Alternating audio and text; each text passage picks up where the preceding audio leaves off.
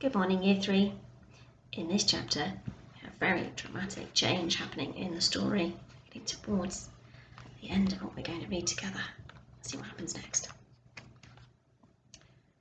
Homily lay for a long time staring at the oil lamp. It was the silver cap of a scent bottle with a tiny floating wick. She felt unwilling for some reason to blow it out. There were movements upstairs in the kitchen above, and it was late for movements. The household should be asleep, and her lumpy hair curlers pressed uncomfortably against her neck. She gazed, just as Arrietty had been doing, about her familiar room, too full, she realised, with little bags and boxes and makeshift cupboards, and thought, "What now? Perhaps nothing will happen after all. The child perhaps is right, and we're making a good deal of fuss about nothing very much. This boy, when all's said and done, is only a guest in the house. Perhaps, thought Homily, he'll go away again quite soon. And that, she told herself drowsily, will be that." Later, as she realised afterwards, she must have dozed off, because it seemed she was crossing a field called Parkin's Beck. It was night, and the wind was blowing, and the field seemed very steep. She was scrambling up it along the ridge by the gas pipe, sliding and falling in the wet grass. The trees, it seemed to Homily, were thrashing and clashing, their branches waving and sawing against the sky. Then there was a sound of splintering wood, and Homily woke up. She saw the room again and the oil lamp flickering, but something she knew at once was different. There was a strange draught, and her mouth felt dry and full of grit. Then she looked up at the ceiling. "Pod!" she shrieked, clutching his shoulder. Pod rolled over and sat up. They both stared at the ceiling. The whole surface was on a steep slant, and one side of it had come right away from the wall. This was what had caused the draught. And down into the room, to within an inch of the foot of the bed, protruded a curious object, a huge bar of grey steel with a flattened, shining edge. "It's a screwdriver," said Pod. They stared at it, fascinated, unable to move, and for a moment all was still. Then slowly the huge object swayed upwards until the sharp edge lay against their ceiling, and Homily heard a scrape on the floor above, and a sudden human gasp.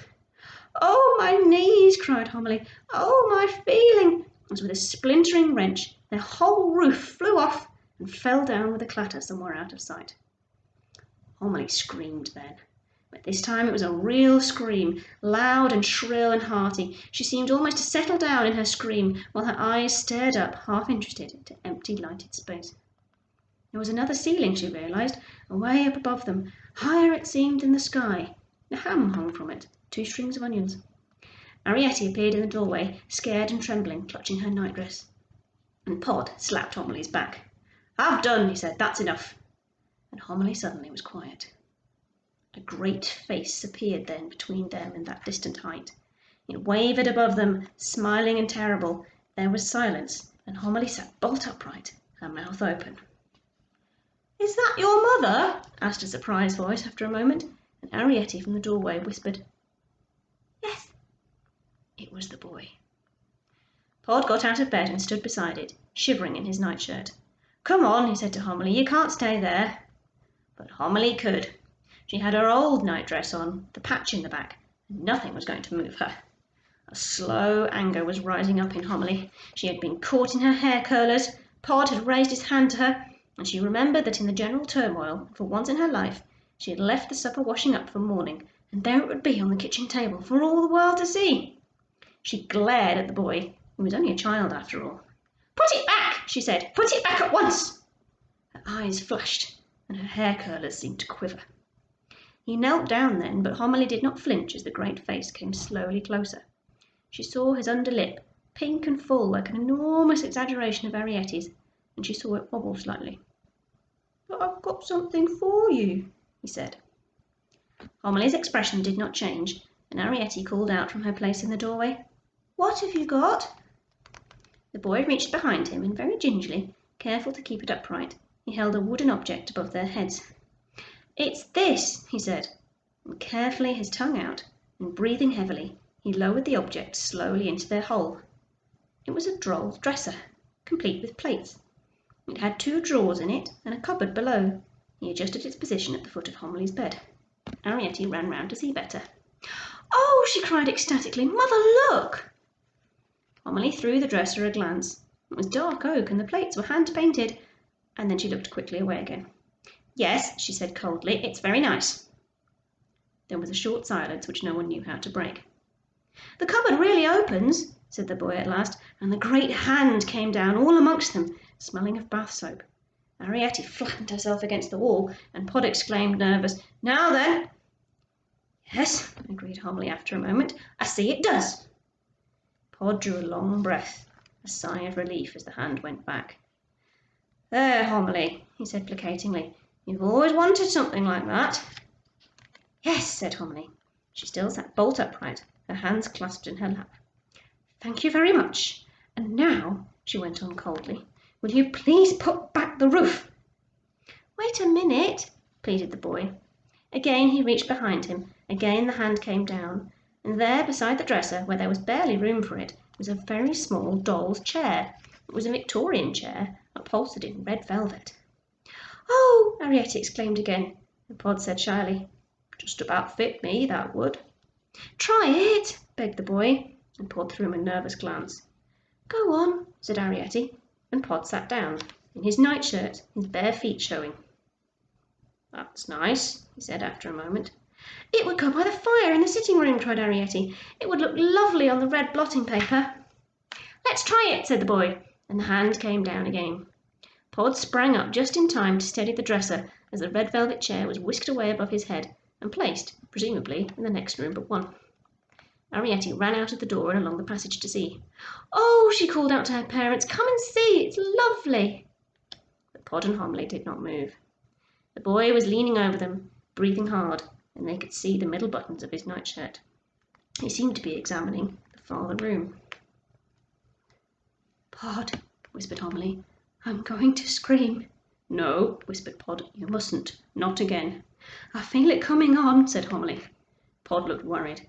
"Hold your breath," he said, "and count to 10. The boy was saying to Arrietty, "Why couldn't you read me those books?" "Well, I could," said Arrietty, "but I'd rather read something new." "But you never come," complained the boy. "I know," said Arrietty, "but I will." "Pod," whispered Homily, "did you hear that? Did you hear what she said?" "Yes, yes," Pod whispered, "keep quiet." "Do you want to see the storerooms?" Arrietty suggested next. Homily clapped a hand to her mouth as though to stifle a cry. Pod looked up at the boy. "Hey!" he called, trying to attract his attention. The boy looked down. "Put the roof back now," Pod begged him, trying to sound matter-of-fact and reasonable. "We're getting cold." "All right," agreed the boy, but he seemed to hesitate. He reached across them for the piece of board which formed their roof. "Shall I nail you down?" he asked, and they saw him pick up a hammer. It swayed above them, very dangerous looking. "Of course nail us down," said Pod irritably. "I mean," said the boy, "I've got some more things upstairs." Pod looked uncertain, and Homily nudged him. "Ask him," she whispered, "what kind of things?" "What kind of things?" asked Pod. "Things from an old doll's house there is on the top shelf of the cupboard by the fireplace in the schoolroom." "I've never seen no doll's house," said Pod. "Well, it's in the cupboard," said the boy, "right up by the ceiling. You can't see it, you've got to climb on the lower shelves to get to it." "What sort of things are there in the doll's house?" asked Arrietty from the sitting room. "Oh, everything," the boy told her. "Carpets and rugs and beds with mattresses, and there's a bird in a cage, not a real one, of course, and cooking pans and tables, and 5 gilt chairs, and a pot with a palm tree in it, a dish of plaster tarts, and an imitation leg of mutton." Homily leaned across to Pod. "Tell him to nail us down lightly," she whispered. Pod stared at her, and she nodded vigorously, clasping her hands. Pod turned to the boy.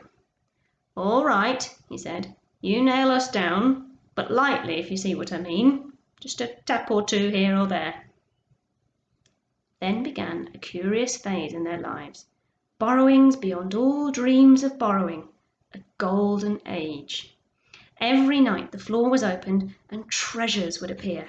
A real carpet for the sitting room, a tiny coal scuttle, a stiff little sofa with damask cushions, a double bed with a round bolster, a single bed with a striped mattress, framed pictures instead of stamps, a kitchen stove which didn't work but looked lovely in the kitchen. There were oval tables and square tables and a little desk with a drawer. There were 2 maple wardrobes, one with a mirror in it, and a bureau desk with carved legs. Homily grew not only accustomed to the roof coming off, but even went so far as to suggest to Pod that he put the board on hinges. "It's just the hammering I don't care for," she explained. "It brings down the dirt.